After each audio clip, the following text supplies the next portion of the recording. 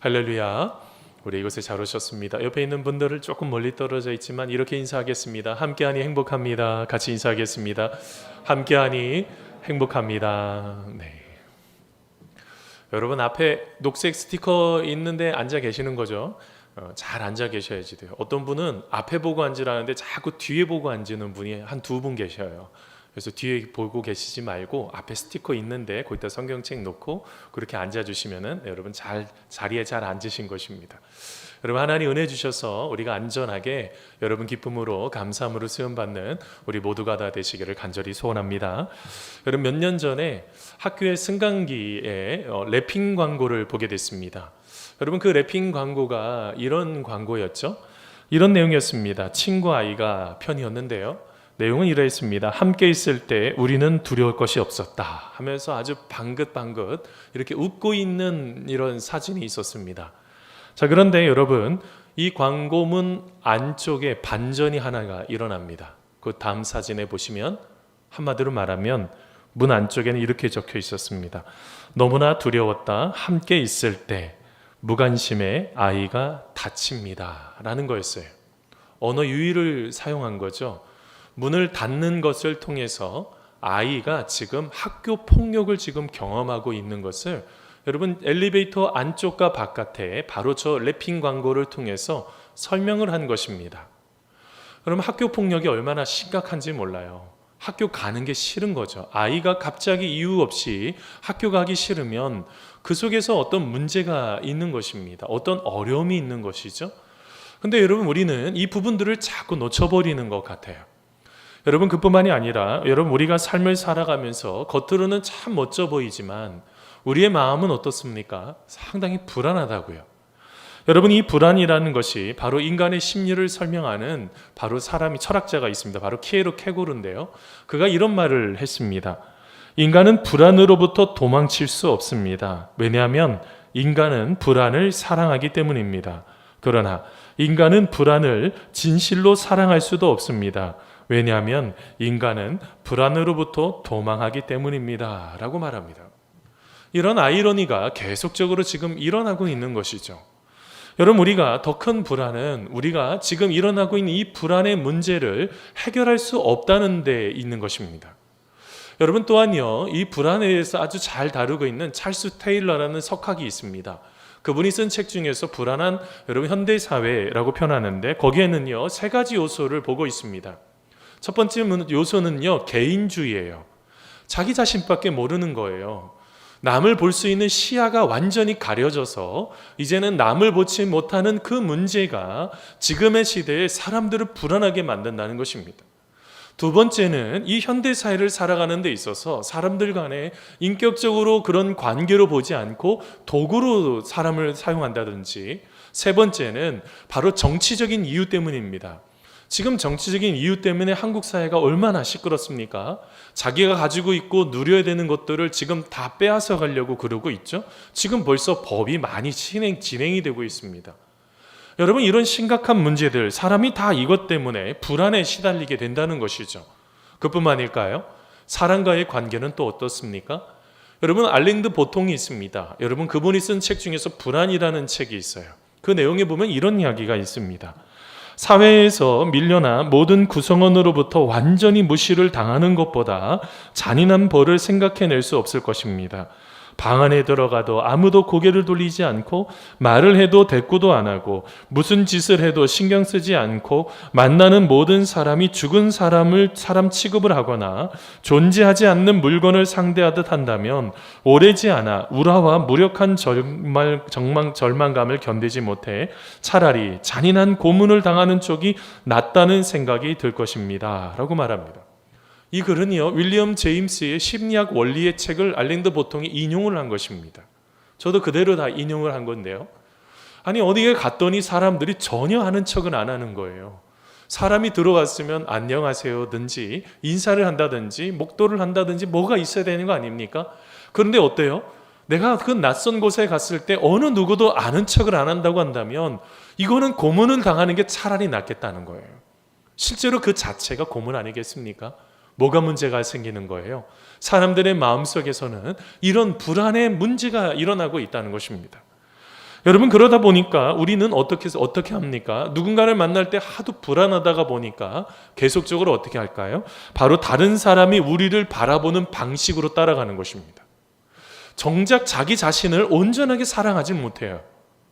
내 스스로 사랑을 받아야 됩니다. 내가 내 자신을 사랑하지 못하니 그것이 어떨 때는 이웃에게도 제대로 된 사랑으로 나타나지도 못하고 아주 폐쇄적인 그런 모습들을 여러 번 보게 됩니다. 뭐가 문제가 생긴 것이죠?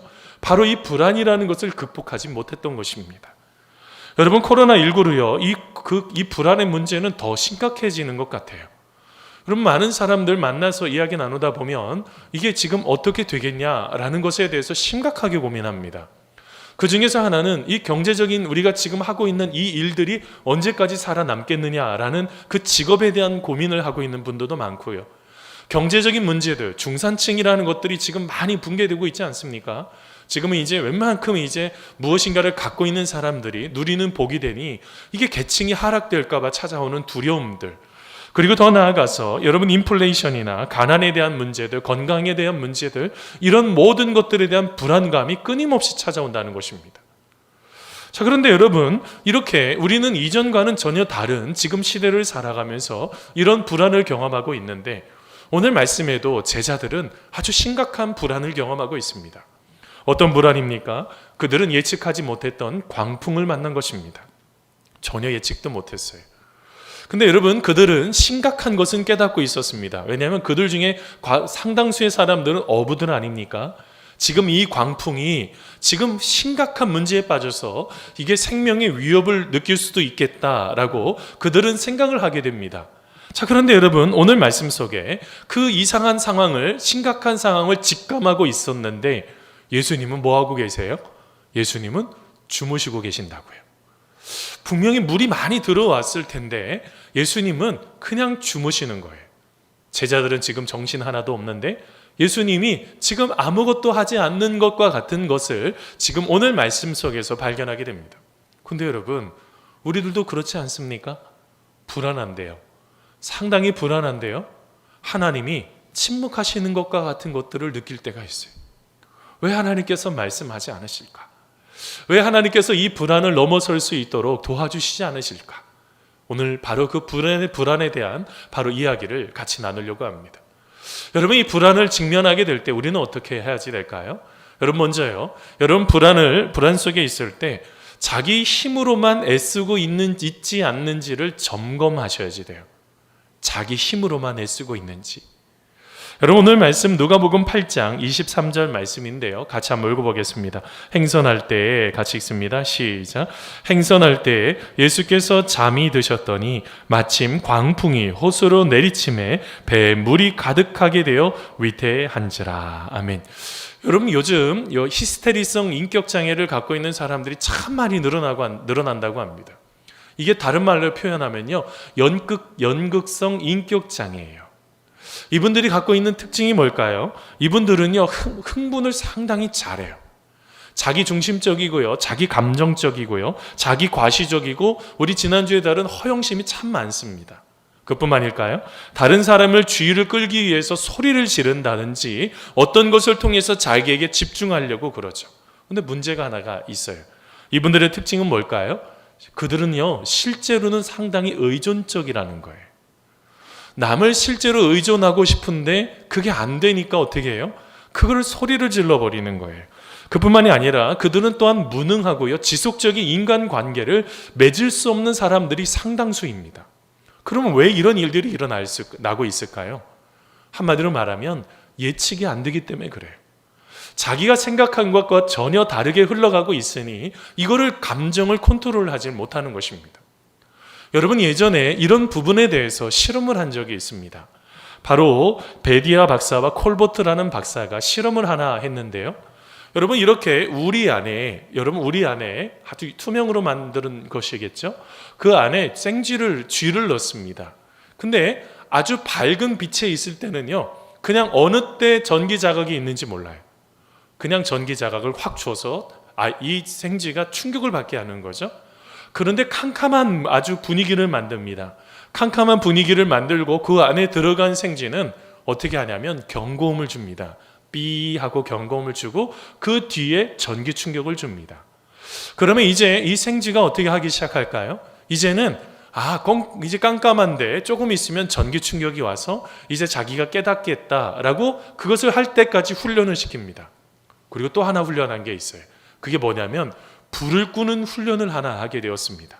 자, 이 두 가지가 다 맞춰지고 난 이후에 이 생쥐는 어떤 행동을 했을까요? 생쥐는요, 불을 끄기 시작했다는 거예요. 왜요? 불이 켜져 있을 때는 언제 전기 자극이 올지를 모르는 거예요. 그러다 보니까 이 생쥐는 자꾸 이제는 불을 끄면서 이제 삐 하는 그 소리가 들릴 때까지 기다리기 시작했다는 것입니다. 뭘 말하고 있습니까? 예측을 이 생쥐조차도 예측을 하고 싶다는 거예요. 근데 여러분, 우리의 삶은요, 여러분 예측이 됩니까? 예측이 되지가 않아요. 예측이 되지가 않으니까 우리의 마음속에 이리저리 표현할 수 없는 수많은 고통들이 우리 안에 여러분 찾아오게 되는 거죠. 여러분, 오늘 말씀을 한번 보겠습니다. 만일 이 제자들이요, 이것이 광풍이 일어날 것이라고 예측을 했었으면 이들이 이렇게 당황하고 있었을까요? 아니요. 여러분, 아마 그들은요, 예측이 된다고 하면 아마 빨리 쉽게 그 문제를 어떻게 해결해야 될지 잘 알고 있었을 것입니다. 근데 여러분, 예측이 안 되니까 어떤 문제가 일어납니까? 완전히 그의 인생의 모든 것들이 흔들려 버리는 것들이 오늘 말씀 속에 나타납니다. 여러분, 오늘 말씀과 병행 구절인 마태복음 8장 24절 말씀이 있습니다. 여러분, 같이 한번 읽어보도록 하겠습니다. 바다에, 같이 읽습니다. 시작. 바다에 큰 놀이 일어나 배가 물결에 덮이게 되었으되 예수께서는 주무시는지라. 아멘. 여러분, 오늘 말씀에 보면 이 큰 놀 할 때 이 놀이 중요한데요. 여러분, 이 놀이라는 것은 헬라어 원어적으로 보니까 이게 어떤 뜻이 있냐면 지진이 일어났다는 거예요. 여러분, 그 밑에 있는 땅에서부터 지진이 일어나서 뭐가 일어난 것입니까? 그 밑에부터 물이 용수숨 치면서 완전히 해일 같은 것들이 일어나기 시작한 것입니다. 지진 해일이죠. 바로 그런 일들도 또 일어나기 시작한 겁니다. 바람도 부는 것도 있지만 그 밑에부터 완전히 배가 뒤집어질 것 같은 그런 큰 고통을 경험하기 시작한 거죠. 뭘 말하고 있는 것입니까? 완전히 밑바닥부터 움직이게 되는 것처럼 우리의 인생 속에서도 여러분, 밑바닥부터 완전히 무엇인가가 무너지는 것과 같은 그런 고통을 경험할 때가 있다는 것입니다. 자, 그러면 여러분, 이 상황 속에서 제자들은 뭘 하고 있습니까? 그들은 힘을 합해서요, 물을 퍼내기 시작을 했어요. 하도 배에 물이 많이 들어오니까 그들의 힘을 합해서 물을 퍼내기 시작을 합니다. 자, 그런데 애쓰고 힘쓴 대로 그 문제가 해결이 되나요? 아니에요. 여러분, 그 문제가 해결이 되지는 않는 것입니다. 계속적으로 물은 차오르기 시작을 하고 자기 힘으로 아무리 애써도 역부족인 상태에 바로 다다르게 된 것이죠. 여러분, 우리들도 여러분 그런 일들을 경험할 때가 있습니다. 모든 것들이 다 무너지는 것 같고 이제는 내 힘으로 아무것도 할 수 없다고 말하는 그 시점이 우리 가운데 일어날 때도 있다는 것이죠. 여러분, 이 순간에 우리는 어떻게 해야지 될까요? 바로 그 불안의 원인이 무엇인지를 잘 점검하셔야지 됩니다. 그 불안이 왜 생기고 있는 것인지, 이 불안이 무엇 때문에 생기고 있는 것인지를 점검하지 않고 그냥 그 감정 안에 무너지기 시작을 하면 우리의 삶은 끊임없이 무너지기 시작한다는 거예요. 여러분, 이게 상당히 중요합니다. 그 불안의 원인이 뭔지를 찾으셔야지 돼요. 왜 불안하십니까? 아니, 그냥 똑같이 한국 사회가 다 불안하니까 불안하다. 그건 말이 안 됩니다. 그건 자기 자신을 온전하게 사랑하시는 게 아니에요. 자기 자신을 사랑하려면 그 불안의 원인이 무엇인지를 정확하게 보셔야지 돼요. 여러분, 아까 봤던 알랭드 보통이 쓴 책, 여러분 불안이라는 책을 보면 이런 이야기가 나옵니다. 우리는 심리적으로 어떤 것을 소유하면 지속적으로 유지하고 싶은 마음이 있다는 것입니다. 예를 들어 보겠습니다. 가파른 절벽을 막 올라가야 됩니다. 가파른 절벽을 잘 올라가면 어떤 마음이 있을까요? 그 끝에는 뭐가 있다고 생각하세요? 왜 이렇게 힘들게 노력하고 계세요? 왜 이렇게 힘들게 애쓰고 계세요? 그 끝에 뭐가 있다고 보시는 거예요? 그 끝에 가면 이제는 아주 잘 살 수 있는 높은 고원의 끝에 아주 잘 살 수 있는 것들이 펼쳐질 것이라고 생각을 한다는 것입니다. 근데 여러분 알랭드 보통이 말하는 게 뭔지 아십니까? 그렇지 않다는 거예요. 정상에 다다르게 되면 더 불안하고 욕망이 뒤엉켜져 가는 새로운 저지대를 만나게 된다는 걸, 이것을 어느 누구도 가르쳐주지 않는다는 거예요. 그냥 인생이 무조건 다 잘 될 것이라는 그런 장밋빛 희망만 얘기하지, 그 끝에 우리의 인생에 불안이 찾아오고 욕망이 막 뒤엉켜 있는 새로운 저지대를 만나서 우리가 경험해야 되는 그 고통에 대해서는 얘기들을 안 하더라는 거예요. 좋은 얘기만 하고. 그러다 보니까 어떻게 할까요? 지금에 경험하고 있는 이 불안을 새로운 불안으로 대체시켜 버린다는 것입니다. 이렇게 말한다는 거죠. 믿을 건 돈밖에 없어. 이제 믿을 건 돈밖에 없으니까 어떻게 해야 되는 것입니까? 돈으로 생긴 불안이니까 이 돈으로 다독이려고 하는 악순환이 정당화되기 시작을 한다는 것입니다. 그뿐만이 아니라 생존의 논리가요, 사람의 모든 얼굴을 두껍게 만들어 버린다는, 염치가 없도록 만들어 버린다는 거죠. 왜 그렇습니까? 그 불안을 대체시켜 버린 것입니다. 여러분, 여기에서 우리가 한 가지 생각해 봐야지 되는 것이 있어요. 지금 내가 경험하고 있는 이 불안의 원인을 정확하게 캐치하지 않으면 우리는 또 다른 불안으로 이것을 회피하려고 한다는 거예요. 그러면 좋을까요? 여러분, 한번 생각해 보겠습니다. 지금 경험하고 있는 이 불안의 문제를 회피한다고 문제가 해결이 될까요? 아니요. 여러분, 그 순간에 기억하셔야지 돼요. 더 멀리 돌아서 가야 된다는 것을. 우리는 이 부분을 자꾸 놓쳐버려요. 지금 내가 경험하고 있는 이 불안의 원인을 직면하지 않으니까 또 다른 더 힘든 시간들을 우리가 보냈어야지 된다는 것입니다. 여러분, 그래서 우리는 어떻게 해야 될까요? 이 불안을요, 회피하지 말고 껴안으셔야지 된다는 거예요. 여러분, 이 불안을 껴안지 않으면 우리는 자꾸 또 다른 불안을 만들어서, 아니면 또 생각할 수 없는 또 다른 문제들을 만들어서 마치 하나도 해결이 되지 않은데 더 많은 불안들을 내가 만들어내고 있는 것과 똑같은 인생을 살아가게 된다는 것입니다. 그래서 우리는 어떻게 해야 돼요? 이 불안을 경험할 때 여기에도 또 다른 긍정적인 의미가 있다는 것을 점검하셔야지 돼요. 불안이 무조건 나쁜 것은 아닙니다. 지금 일어나고 있는 이 상황 속에서 무조건 나쁘다고만 생각을 하면 여기에서 심각한 문제가 생기는 거죠. 여러분, 송지영이라는 분이 있습니다. 이분이 쓴 책 중에서, 여러분 책 중에서 정신증상이라는 게 있는데요. 예를 들면 이런 겁니다. 한마디로 말하면은 우리가 불안하지만 그래도 긍정적인 불안, 정상적인 불안이 있다는 거예요. 예를 들면 이런 거죠. 나이가 들어가면서 이제 늙어가고 몸도 아프면서 찾아오는 불안이 있어요. 이거는 정상적인 거라고요. 그뿐만이 아니라 여러분, 우리가 병과 죽음에 대한 것들, 아니면 다른 사람과의 갈등에서 찾아오는 불안함들, 그리고 근원적인 존재로서의 불안함들, 그리고 피조물로서의 불안함들, 이런 거는요, 정상적인 불안이라고요. 나쁜 것이 아닙니다. 이거를 자꾸 부정적으로만 생각을 하려고 하면 어떻게 해요? 그렇게 되면 무너져 버리는 거예요.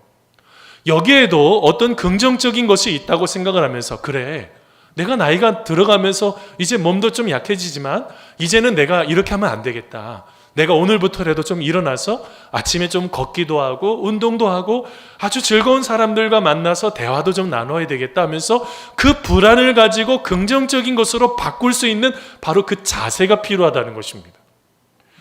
이거를 잘 바꾸지 않고 계속적으로 부정적인 것에만 말을 걸면 어떻게 될까요? 여러분, 그것으로 인해서 무너지게 된다는 거예요. 여러분, 봉준호 감독 잘 알고 계시죠? 여러분, 아카데미상에서 사관왕을 하지 않았습니까? 근데 이 봉준호 감독도요, 이 불안에 대해서 늘 그런 마음속에 늘 생각하는 마음이 떠오르는 마음들이 있었다는 것입니다. 이게 이 콘티대로 될까?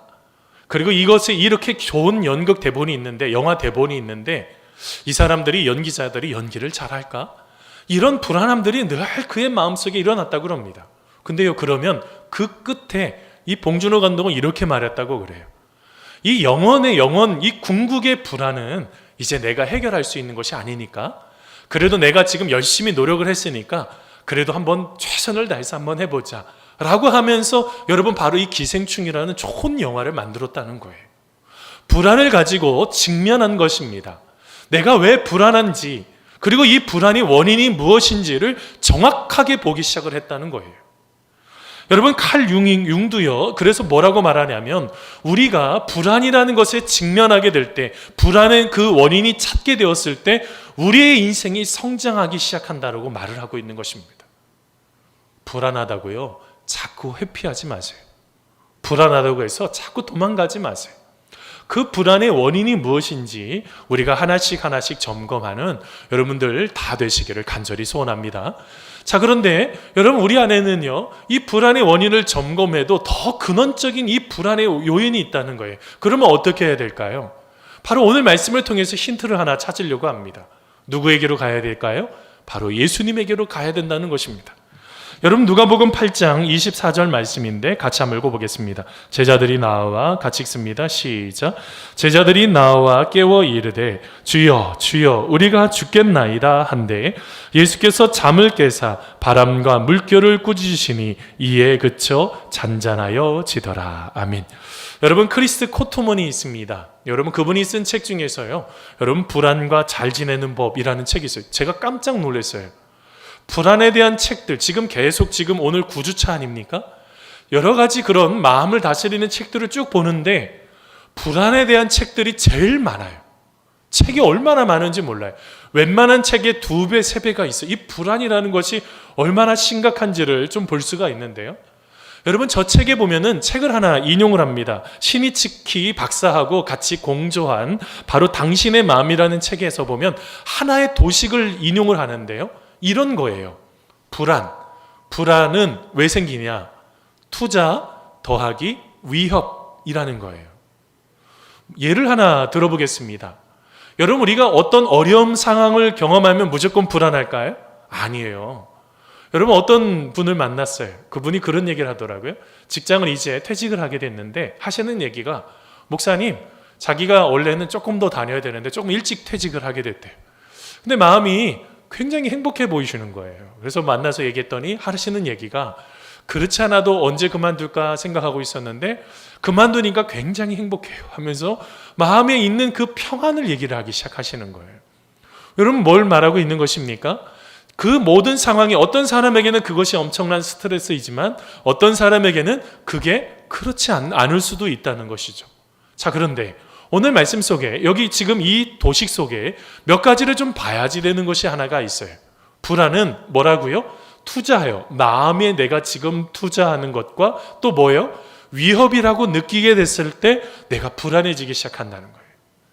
여러분, 예를 하나 들어보겠습니다. 사람은요, 자신의 세계에 일어나는 모든 것들을, 여러분, 이것을 인지하는 게요, 뇌에서 인지한다고 그래요. 자, 그런데 예를 들어보겠습니다. 태풍이나 갑자기 여러분의 집에 강도가 들어왔어요. 이런 건 어떻게 해요? 굉장한 불안이죠. 이거는 생명을 위협할 것 같은 굉장한 불안입니다. 이게 위협이 느껴지기 시작을 하니까 그러하죠. 그런데 또 하나가 있어요. 아까 더하기 또 뭐도 있다고요? 투자예요. 마음을 투자하는 거예요. 마음을 빼앗겨 버리는 거죠. 그런데 다른 예를 들어보겠습니다. 다른 사람과의 관계가 깨어졌어요. 이거 여러분 생명을 걸 정도로 심각한 문제입니까? 모르겠어요. 요즘 청소년들은 그럴지도 모르겠어요. 친구들이 사라져버리면 가장 큰 고통이니까 그럴지도 모르겠는데, 누군가의 관계가 깨어졌다고 해서 모든 것이 끝나버리는 것일까요? 그렇지도 않을 수도 있다는 거예요. 그런데도 우리는 자꾸 어떻게 해요? 자꾸 왜 불안합니까? 누군가의 관계가 깨어졌으면 하나님께서 또 다른 관계를 또 준비하고 계실 것 같아.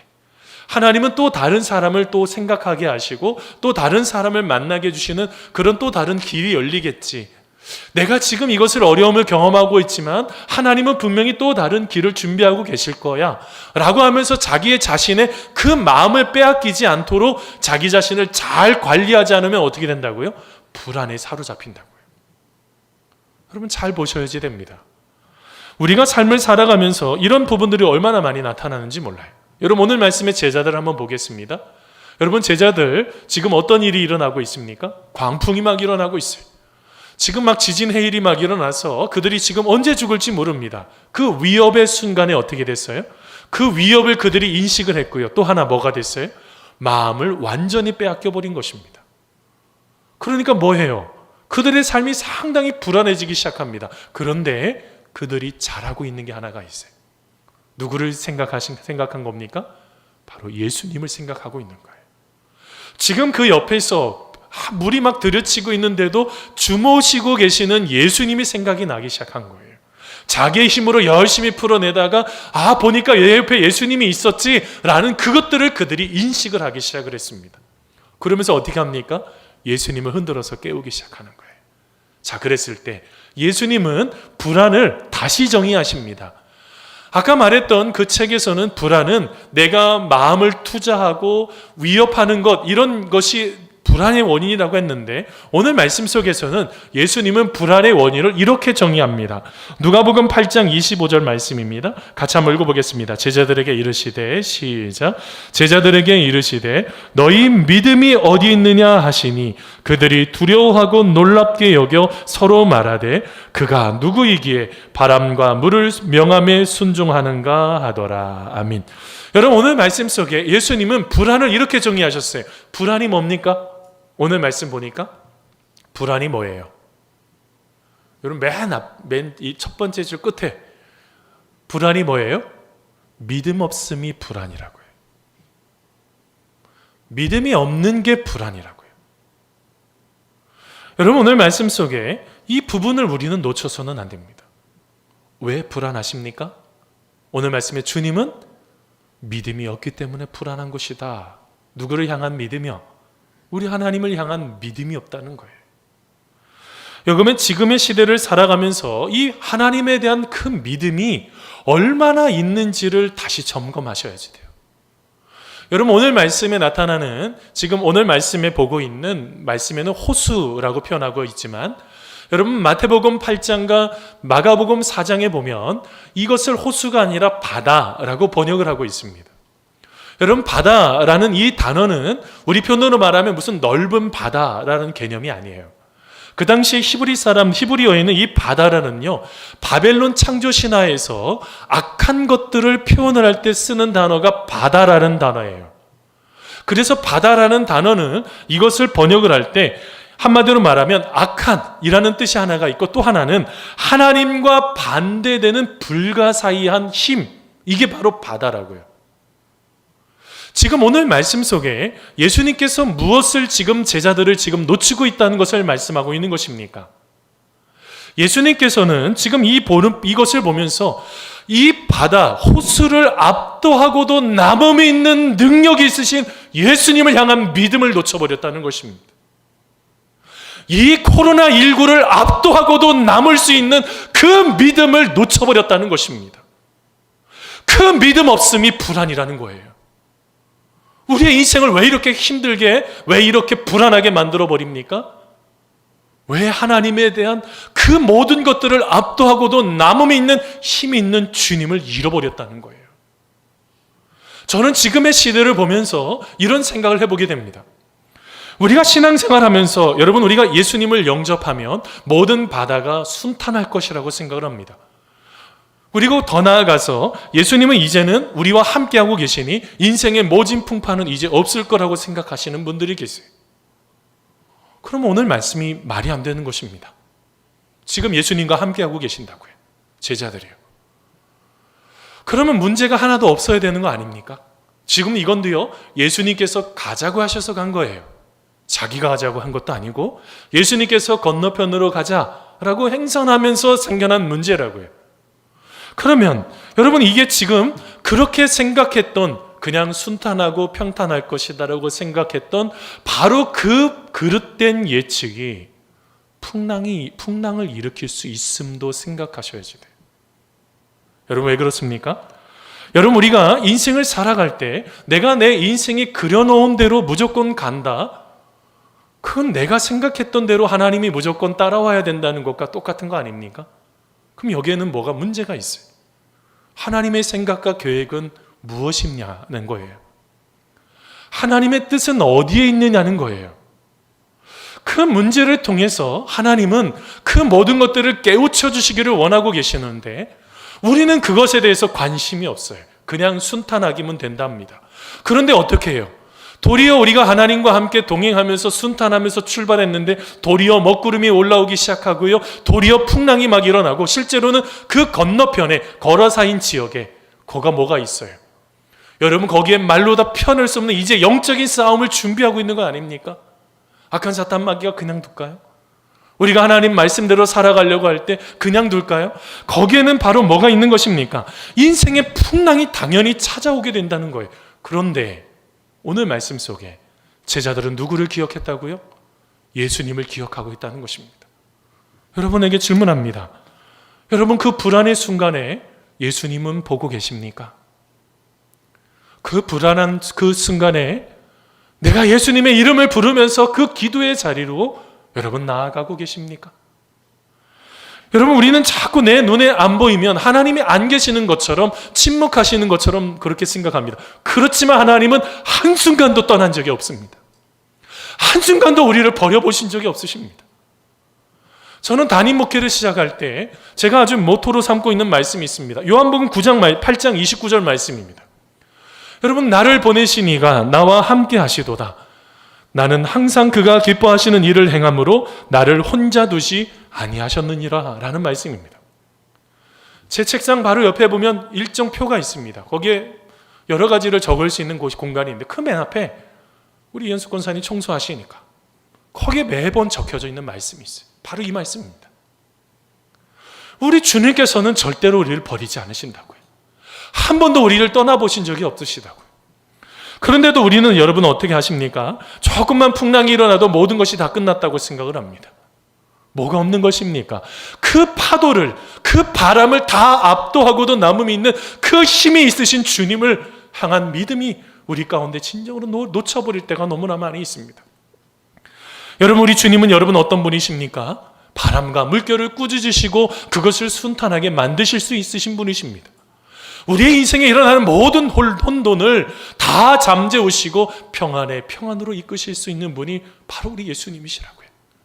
여러분, 그 주님이 이렇게 말씀하십니다. 여러분, 요한복음 14장 27절 말씀입니다. 평안을 너희에게 끼치노니 곧 나의 평안을 너희에게 주노라.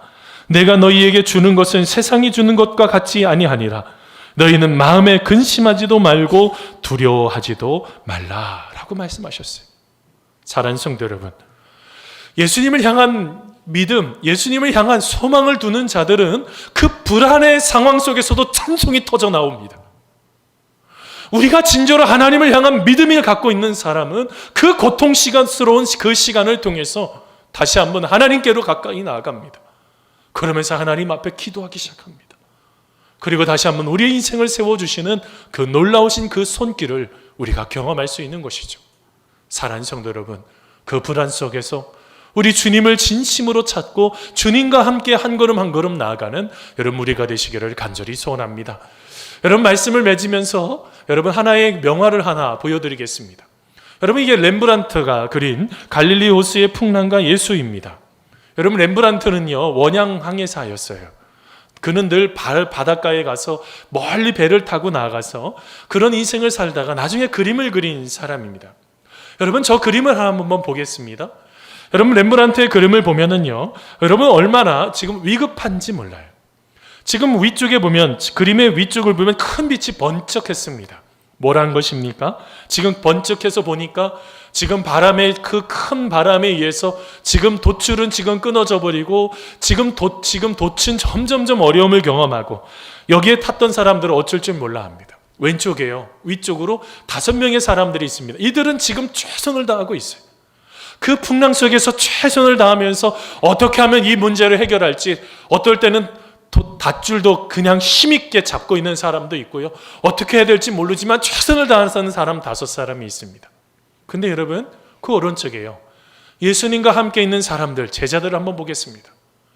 여러분, 그들 중에서는요, 어떤 사람은 예수님을 흔들어 깨우는 사람도 있고요, 예수님 앞에 지금 간절하게 어떤 사람은 기도하고 있는 사람도 있고, 어떤 사람은 그 모든 것들을 잘 지켜내면서 마지막까지, 어떤 사람은 토하고 있는 사람들, 이렇게 여러 부류의 사람이 있습니다.